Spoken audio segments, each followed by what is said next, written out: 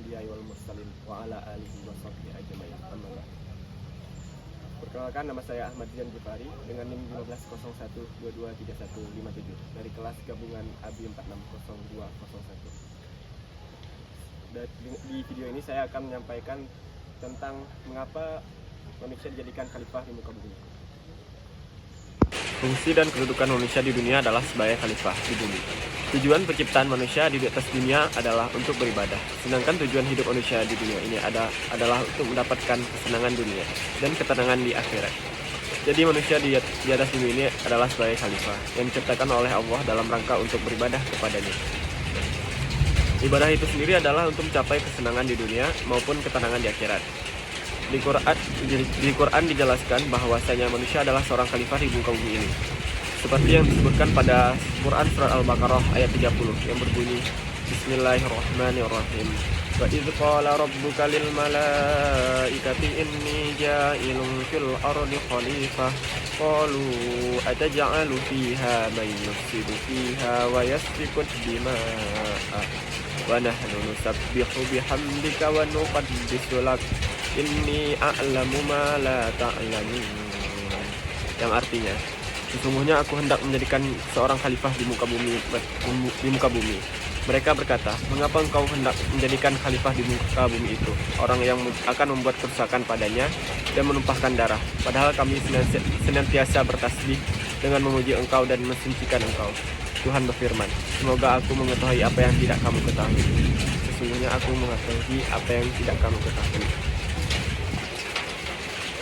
Eksistensi manusia adalah dalam perspektif kekhalifahan. Manusia mempunyai keistimewaan dibanding dengan makhluk Tuhan yang lain di muka bumi ini. Keistimewaan ini bisa dilihat dari sisi penciptaan fisik maupun personalitas karakternya. Karena keistimewaan itu, manusia memiliki tugas dan kewajiban yang berbeda dengan makhluk yang lain. Hal ini dapat kita lihat dalam surat Al-Baqarah ayat 30-33 yang memaparkan proses kejadian manusia dan pengangkatan sebagai khalifah. Proses kejadian inilah yang dapat diberikan pengertian kedudukan manusia sebagai khalifatullah dalam alam semesta. Makna dari peran kekhalifahan manusia di muka bumi. Manusia dipilih sebagai khalifatullah sebagaimana diuraikan di atas karena kelebihan yang dianugerahkan Allah SWT kepada manusia berupa ilmu pengetahuan yang tidak diberikan kepada makhluk Allah yang lain, termasuk malaikat. Ayat-ayat di atas yang menyampaikan tentang pengajaran Allah kepada manusia memberikan pengertian bahwa untuk dapat menjalankan fungsi dari peran kekhalifahan diperlukan modal atau syarat-syarat ilmu. Modal atau syarat yaitu ilmu.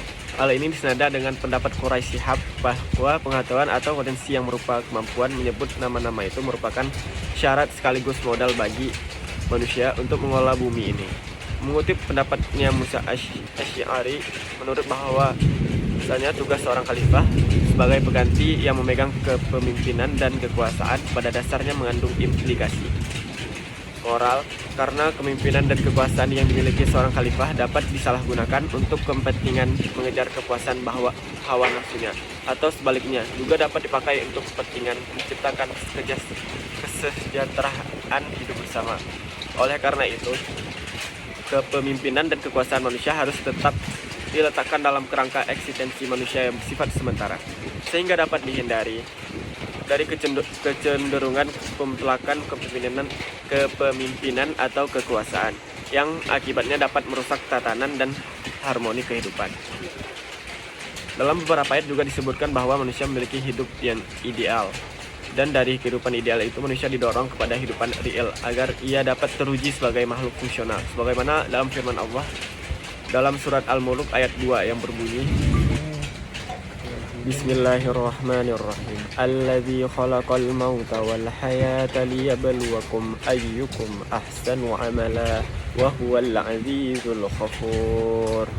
Yang artinya, yang menjadikan mati dan hidup supaya dia menguji kamu, siapa di antara kamu yang lebih baik amalnya, dan dia Maha Perkasa lagi Maha Pengampun.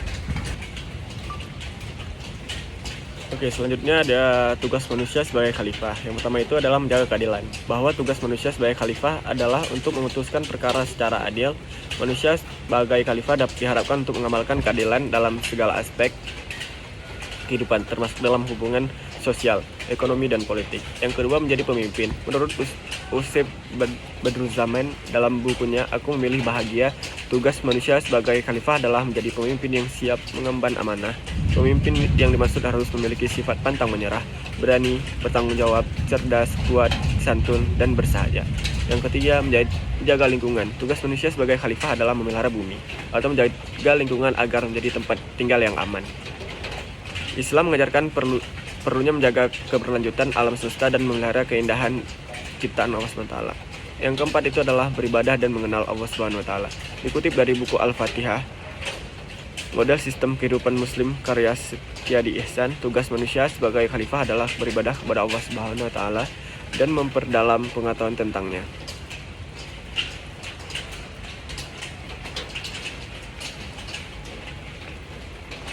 Selanjutnya itu adalah alasan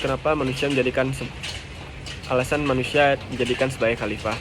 Manusia adalah makhluk sentral di planet ini selain penciptaannya yang paling sempurna dan seimbang. Makhluk-makhluk lain yang ada seperti hewan dan tumbuh-tumbuhan diciptakan untuk kepentingan baik secara langsung maupun tidak langsung. Hak pemakmuran dan pengelolaan bumi beserta isinya diberikan kepada manusia sebagai konsekuensi logis atas kesediaan memangku amanah Allah. Dalam ungkapan yang sederhana namun tegas, menekankan individualitas dan uniknya manusia dan mempunyai pandangan yang pasti tentang peran dan nasib manusia sebagai suatu kesatuan hidup, adalah akibat dari pandangan bahwa manusia adalah suatu individualitas yang unik, menjadikan mustahil bagi individu itu untuk menanggung beban orang lain, dan ia hanya berhak menerima buah atau akibat dari perbuatannya sendiri. Selanjutnya ada syarat-syarat menjadi khalifah. Syarat-syarat khalifah. Karena khalifah itu adalah pemimpin tertinggi umat Islam, bukan hanya pemimpin kelompok atau jamaah umat Islam tertentu yang bertanggung jawab atas tegaknya ajaran Islam dan urusan duniawi umat Islam. Maka para ulama baik salaf generasi awal Islam maupun khalaf generasi setelahnya telah menyepakati bahwa seseorang khalifah itu harus memiliki syarat atau kriteria yang sangat ketat. Syarat atau kriteria yang mereka jelaskan itu berdasarkan petunjuk Al-Quran, Sunnah Rasulullah SAW, dan juga praktek sebagian sahabat, khususnya Khulafaur Rasyidin setelah Rasulullah SAW, yakni Abu Bakar, Umar, Utsman, dan Ali radhiyallahu anhu. Menurut Syekh Muhammad Al-Hasan Ahdud Asy-Syakiti, paling tidak ada 10 syarat atau kriteria yang harus terpenuhi oleh seorang khalifah. Yang pertama itu adalah sudah pasti muslim, tidak sah jika dia kafir, munafik, atau diragukan kebersihan akidahnya. Yang kedua, laki-laki.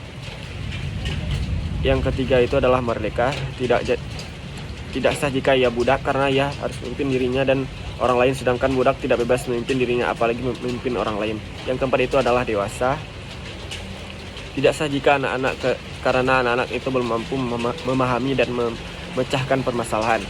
Yang kelima adalah sampai ke derajat mujtahid, karena orang yang bodoh atau berilmu karena ikut-ikutan taklid tidak sah memimpin seperti yang dijelaskan Ibnu Hazm. Yang keenam ada adil, tidak sah jika ia zalim dan tak tasik, karena Allah menjelaskan kepada Nabi Ibrahim bahwa janji kepemimpinan umat itu tidak sah, bahwa orang-orang yang zalim seorang pemimpin diharuskan bersikap adil dalam menjalankan kepemimpinannya. Yang ketujuh adalah profesional, amanah, dan kuat. Khalifah itu bukan tujuan, akan tetapi sarana untuk mencapai tujuan-tujuan yang disyariatkan, seperti menegakkan agama Allah di atas muka bumi, menegakkan keadilan, menolong orang-orang yang dizalimi, memakmurkan bumi, memerangi kaum kafir, khususnya orang yang memerangi umat Islam, dan berbagai tugas besar lainnya. Yang ke-8 adalah sehat penglihatan, pendengaran, dan lidahnya, tidak lemah fisiknya. Orang yang cacat fisik atau lemah fisik tidak sah kepemimpinannya, karena bagaimana mungkin orang seperti itu mampu menjalankan tugas besar ini. Yang ke-9 adalah pemberani. Yang ke-10 dari suku Quraisy, yakni dari pihak Fihr bin Malik bin Nadir bin Kinanah dan bin Syiah, para ulama sepakat syarat ini hanya berlaku jika memenuhi syarat-syarat sebelumnya. Jika tidak terpenuhi, maka siapapun di antara umat ini yang memenuhi persyaratan, maka ia adalah yang berhak menjadi khalifah. Oke, dari kesimpulan ini, dari pembahasan ini adalah yang telah diuraikan di atas, dapat diambil kesimpulan bahwa dalam konsep Islam manusia adalah khalifah, yakni sebagai wakil, pengganti atau duta Tuhan di muka bumi ini. Dengan kedudukannya sebagai khalifah Allah Subhanahu wa taala di muka bumi, manusia akan dimintai tanggung jawab di hadapannya tentang bagaimana ia melaksanakan tugas suci kekhalifahannya. Oleh sebab itu, dalam melaksanakan tanggung jawab ini, manusia dilengkapi dengan berbagai potensi seperti akal, pikiran yang memberikan kemampuan bagi manusia berbuat demikian. Oke, sekian video ini. Terima kasih.